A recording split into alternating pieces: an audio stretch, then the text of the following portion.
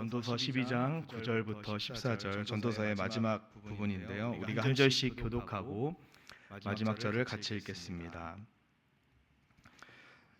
전도자는 지혜자이어서 여전히 백성에게 지식을 가르쳤고 또 깊이 생각하고 연구하여 잠언을 많이 지었으며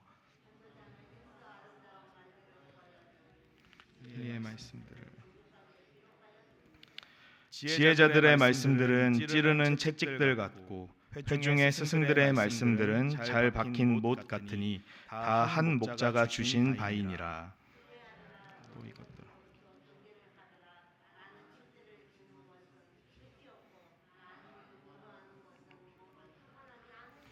이래 결국을 다 들었으니 하나님을 경외하고 그의 명령들을 지킬지어다. 이것이 모든 사람의 본분이니라. 하나님은 모든 행위와 모든 은밀한 일을 선악간에 심판하시리라. 아멘. 지난 일주일 동안 전도서 7장부터 오늘 12장까지의 말씀을 함께 나누고 있습니다. 전도서를 마무리하면서 오늘 본문에서 전도자는 다시 한번 자기를 소개합니다. 전도서 1장에서는 전도자가 자신을 다윗의 아들 예루살렘 왕이라고 소개를 했었는데 이제 12장에서 자신을 지혜자라고 소개합니다. 사실 전도자라는 단어의 원래 의미는 히브리어 원어로 코헬렛이라는 단어인데 사람을 모으는 자, 또 사람을 가르치는 자라는 의미를 가지고 있습니다. 사람들을 소집하고 사람들에게 말을 전하고 가르치는 일, 오늘날 설교자라는 의미와 아주 가깝다고 볼 수 있죠. 전도서 전체에 걸쳐서 전도자는 자신을 이 사람을 소개하는 자, 설교자라고 소개했던 이 전도자가 마지막에 자신을 지혜자라고 소개하고 있는 것입니다. 이 전도서의 마지막에 자신을 지혜자라고 소개하고 있다는 것은 전도자가 지혜에 얼마나 큰 방점을 두고 있는지, 그리고 이 지혜를 가르치는 데 얼마나 많은 관심을 가지고 있었는지를 의미합니다. 9절에서 직접 고백하듯이 전도자는 백성들에게 지식을 가르쳤고 또 깊이 생각하고 연구해서 잠언을 많이 지었다라고 자신을 소개합니다. 자신의 인생의 마지막 지점에 다다라서 자신의 인생을 되돌아보며 또 무엇이 지혜일까, 어떤 것이 사람들에게 가르칠 만한 것일까 여러 각도에서 살펴보며 신중하게 연구했다고 고백하는 것입니다. 우리가 전도자로 알고 있는 솔로몬에 대해서 열왕기상 4장에서는 이렇게 설명합니다. 그가 잠언 3,000가지를 말하였고 그의 노래는 1,005편이며 그가 또 초목에 대하여 말하되 레바논의 백향목으로부터 밤에 나는 우슬초까지 하고 그가 또 짐승과 새와 기어다니는 것과 물고기에 대하여 말한지라. 아멘. 솔로몬에 대해서 소개를 할 때 솔로몬이 많은 잠언과 많은 교훈들을 그리고 많은 노래들을 지었다. 그리고 자연 만물에 대해서도 많은 관심을 가지고 지혜가 무엇인지 깊이 탐구했다라고 소개를 합니다. 그래서 오늘 이 솔로몬 전도자가 자신을 지혜자라고 소개하는 것은 자신이 그만큼 지혜에 대해 많은 관심을 가지고 있었고 깊이 연구했다라는 것을 이 전도서의 결론 부분에 대해서 소개하고 있는 것이죠. 이 전도서의 결론을 지혜자가 어떻게 내리는지 한번 11절부터 같이 보겠습니다. 11절과 11절의 말씀입니다. 지혜자들의 말씀들은 찌르는 채찍들 같고 회중의 스승들의 말씀들은 잘 박힌 못 같으니 다 한 목자가 주신 바이니라. 아멘. 지혜자가 전한 교훈은 채찍과 못 같다고 말합니다.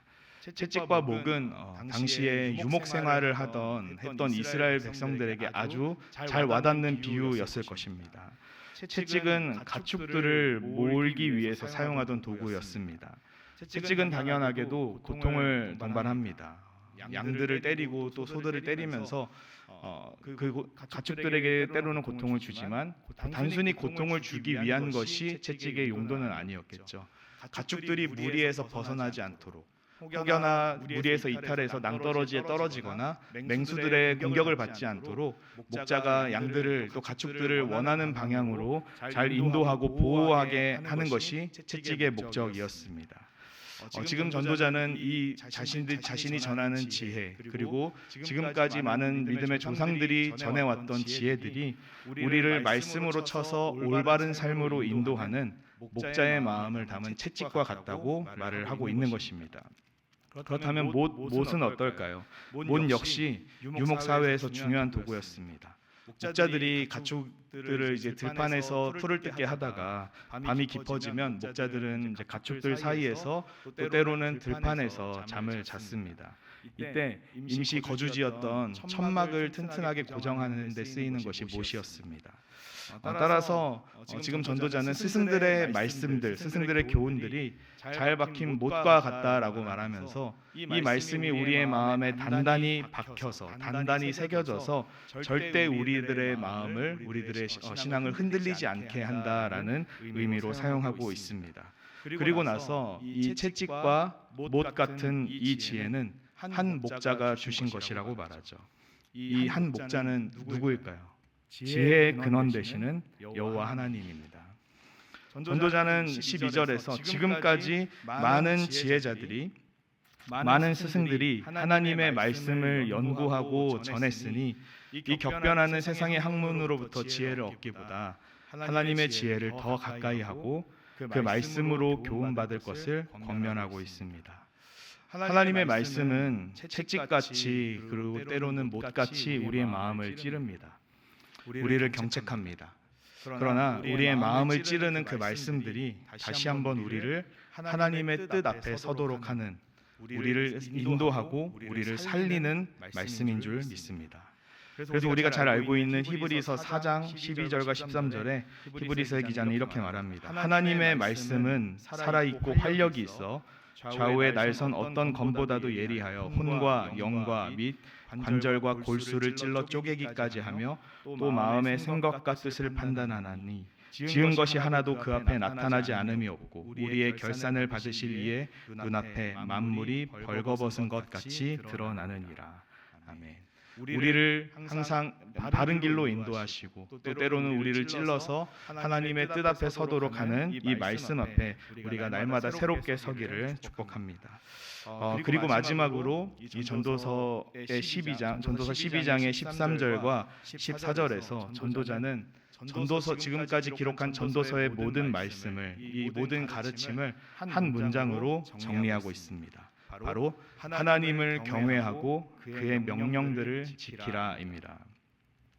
13절에서 말하는 일의 결국을 다 들었다라고 말을 하는데, 일의 결국이란 무엇일까요? 지금까지 이 전도자가 모든 가르침을 정리하고 정리해서 또 자신의 인생들을 되돌아보고 되돌아가서 후대에게, 또 자신의 아들이라고 부르는 다음 세대들에게 남길 말이, 정리를 다 해보니 이것뿐이라는 것입니다. 하나님을 경외하고 그의 명령을 지키라. 전도서에는 헛되다라는 표현이 자주 등장하죠. 전도자는 해 아래에서 하는 모든 수고가 헛되다고 말합니다.